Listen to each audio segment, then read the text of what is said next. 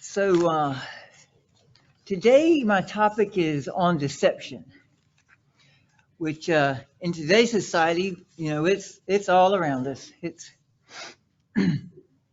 I think it's a really important topic because I think it affects us as Christians more than a lot of the other things out there. That's more obviously a sin. Hopefully, we're not involved in things like drug abuse, porn addiction, things like that. Uh, that obviously some people do struggle with, but uh, I think deception can, I don't know, haven't done a survey, but it kind of affects everybody. I think, um, and I know I personally am tempted to deceive kind of frequently, and I don't necessarily think I'm unusual in that regard. But so I have a couple of quick little, well, one's not so quick, a quick little story and then a long one. But so recently our iron was messing up. And so Angie went and bought another one. And so this is what she bought, the Black& Decker professional steam iron. And this almost got me in trouble, but thankfully it didn't. When I saw it, it's like, oh man, she splurged on, to myself, she splurged on a professional steam iron. Well, the fact is, it really was one of the lower price models there. And, one I might have gotten myself, the, minimally useful, because let's face it, we don't iron very much. But so the first line of these directions are, this product is for household use only. And I just thought that was so funny. It's like a professional steam iron, as long as you never use it for any professional purpose. It's like, come on. Okay, so obviously that was deceitful packaging. I mean, and that's not unusual. That kind of stuff happens all the time. But so here's my long story about, and it's got deception in it several places. So recently, a couple, maybe 3 months ago, we had a car stolen from a repair shop. And now the end of the story is we actually did get the car back, so it didn't cost us that much. And it wasn't even really damaged. But so the owner of the shop thought we had the car, I had come picked it up, and we thought that it was still at the shop while a part was waiting to get ordered, right? So, so it was a while before we even noticed it was missing. And so back to something Neil said, I learned through this experience that a bunch of traffic cameras, now I don't know exactly how many, but a good number of them record your license plate and I guess automatically convert that to text and save it to a database for every car that goes through the light. I mean, not any particular thing, all of them, because once we report it stolen, the police officer looked up and goes, oh, that guy's just driving around. He was here on this day. He was here for this light this day. He was here this day. So the guy was just driving our car like he owned it for probably about 3 weeks. I mean, so, but once we had reported it stolen, he got caught, but not from a pullover. He was caught stealing from Home Depot. I'm not exactly sure how that went, but so he was arrested for the Home Depot stealing. And of course, when they ran the plates, they came up stolen. Now, when he was asked about, hey, these are reported stolen, he goes, so the first thing of deception in this story, I'm going to call it attempted deception, because the lie was so bad, who would believe it? All it did was delay him being charged with car theft for, 12 hours or something. But he said somebody gave him that car, but he couldn't remember who did it. Once he was asked who gave it to him, it's like, okay. But so they didn't have to arrest him on car theft. They had him enough on the Home Depot, and then later on, he was arrested for charged with car theft. I know that because I've been getting letters from the district attorney of Jefferson County saying I'm a victim in this. Now, of course, well, maybe not of course, when they caught the guy, they had the car towed, and it was in Trustful, so they had it towed to a yard in Trustful, which, of course, penalizes the victim another $300 to get your car out of tow. Seems a little unfair, but anyway, in this case, the owner of the shop was the real victim because he's the one who had to pay the tow fee. Anyway, but before I could get the car out of the yard, since I was the owner, and now this is the car I was letting April drive, my daughter. So it was really her car, but I'm technically the owner. So I went to Trustful PD to get it out of the shop. Out of the tow yard. You have to get a release. Pay them $50, another penalty for being a victim to get it out. And so I was working, and I wanted to make this quick because I didn't want to have to work late or take a vacation hour or two. And I thought, okay, this will be quick. I called them. They said that the person there goes to lunch about 12:30. So I got there at 11:45, which they had already gone to lunch. So starting off with, I had to wait an hour and 15 minutes for them to open back up. Okay, so that's irritating me, right? So anyway, but Trussell's got a nice walking park, by the way. I don't know if y'all done it, so I did that. I really enjoy that walking trail by the Cahaba River there, but that's really not part of the story. Anyway, when I got to the window to get the release form, the officer asked me for proof of insurance. Well, since it was stolen, I had canceled the insurance because I didn't know if and when I would ever get it back and in what condition. Maybe it wouldn't be drivable. Who'd want to, it wouldn't be. And so, and this is where maybe I was correct and maybe they're wrong, but it's their rule. I think when you get a car, like especially you buy it new, you've got a grace period to get insurance on it. So I assume the same was going to be the way here. But regardless, they wouldn't let you get it back without it. So here's the first case of deception. It's my bad, but I went to my car and got out my insurance card, which lists all the cars that you have insurance. So I was going to take that and say, okay, here it is. I'm thinking, well, I'm going to get insurance this afternoon anyway. Here's the card. So I hand it to the lady.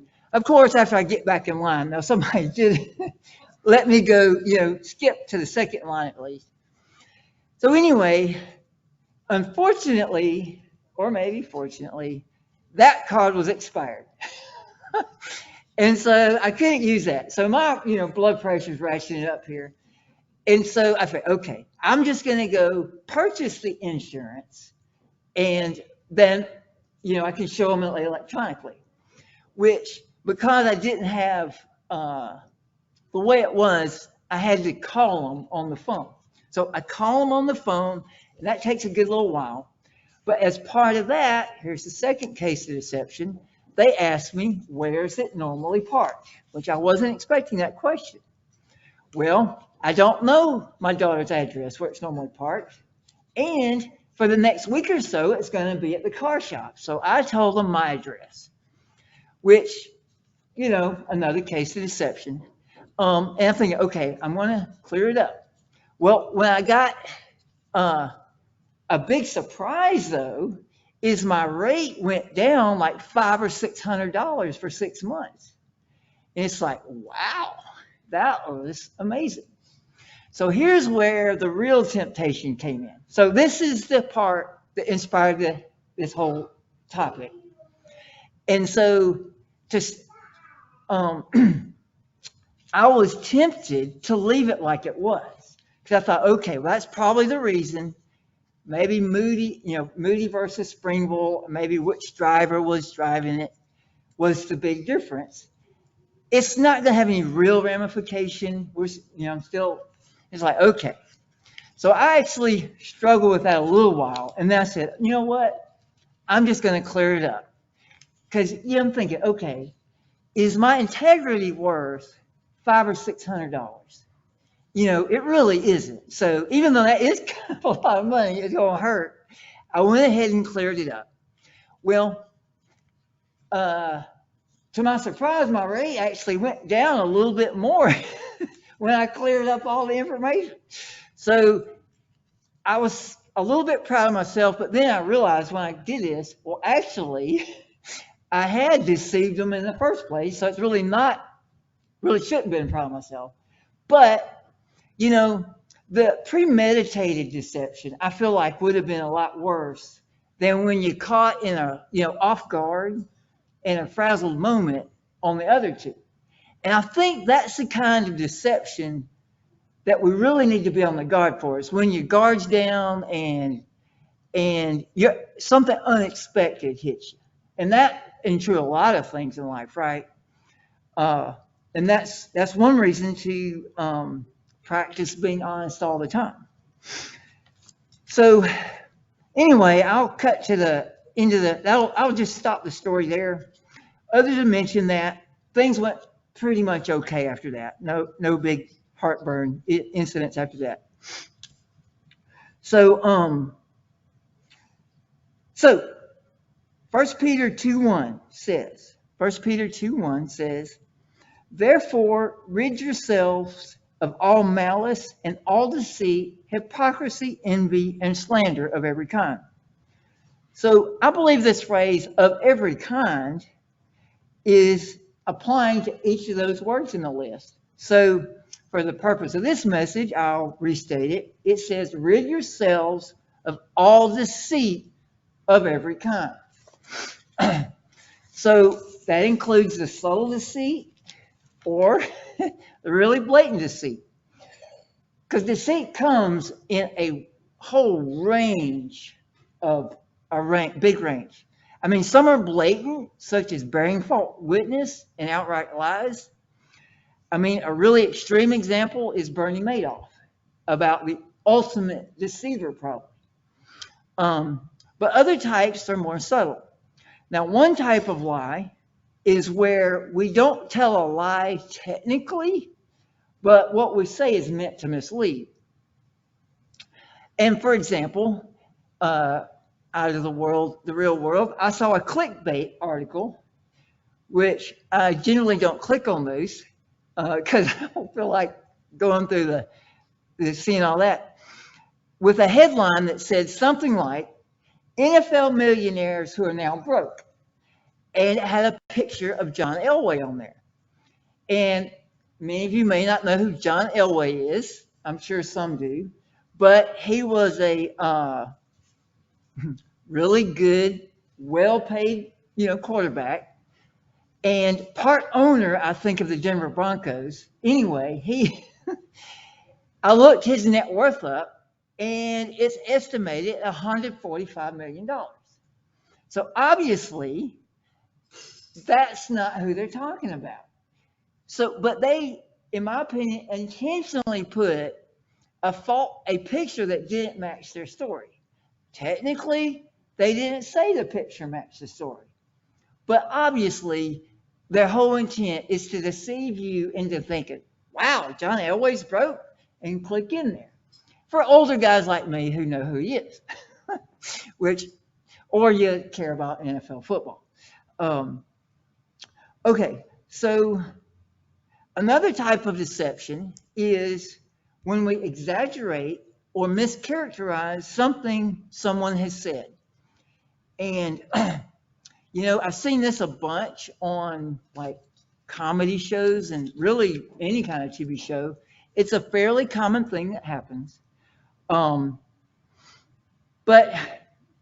one of the examples that comes to my mind is, and here's an example that is a pro-Trump example, I guess you could say. So, but there's a few years ago where there was an incident, and many were getting on Mr. Trump's case that he said you could inject disinfectant to combat COVID. That's what people were saying. And I found a BBC article that said that. Coronavirus, here's the title of the article. Coronavirus, outcry, it was several years old, of course. Outcry after Trump suggests injecting disinfectant as treatment. Well, the problem is that is a gross mischaracterization of what he did say. Now, it's obvious the way he talks, it's all loosey-goosey anyway, right? I mean, just the way he says things. But I was going to read his exact quote. If I could do a Trump impression, that'd be awesome, wouldn't it? But I can't. Anyway, and then I see the disinfectant where it knocks it out in a minute. This is Trump speaking. 1 minute. And is there a way we can do something like that by injection inside or almost a cleaning? So I'd be interested to check that. So he's saying he sees where you can kill it so quick outside the body. You know, maybe we could do some kind of a same principle inside the body. He's not suggesting go inject poison. Now, actually, an antiviral medicine is exactly that. It kills it inside the body.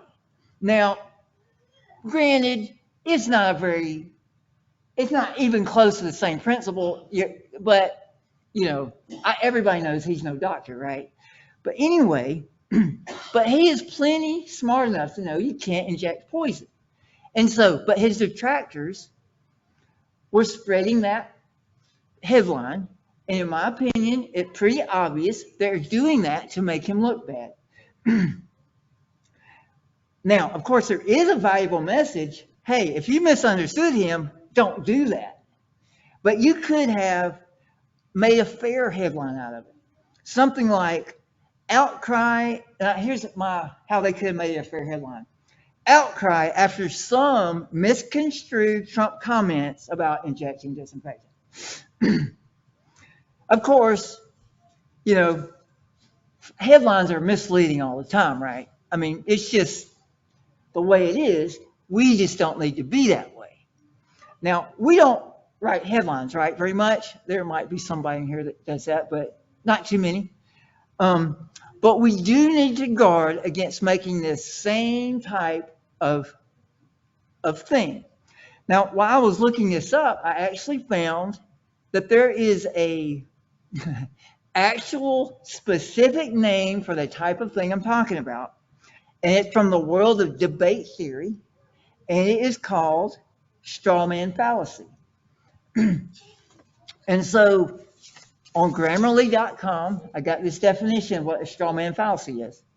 A straw man argument is the logical fallacy of distorting an opposing position into an extreme version of itself and then arguing against that extreme version.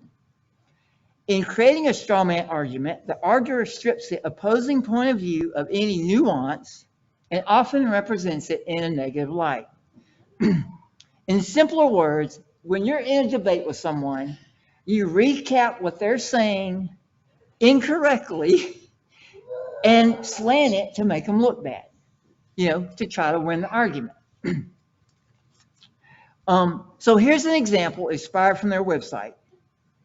So person one says, because of the thefts in this building, I think we should add more security cameras.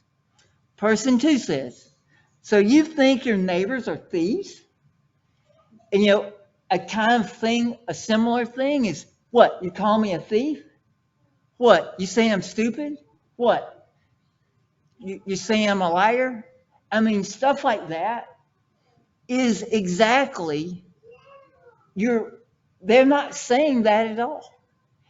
Maybe they are thinking it. You know, it is one of the possibilities. Maybe that guy thought that guy was a thief. Who knows? But it's not what he's saying.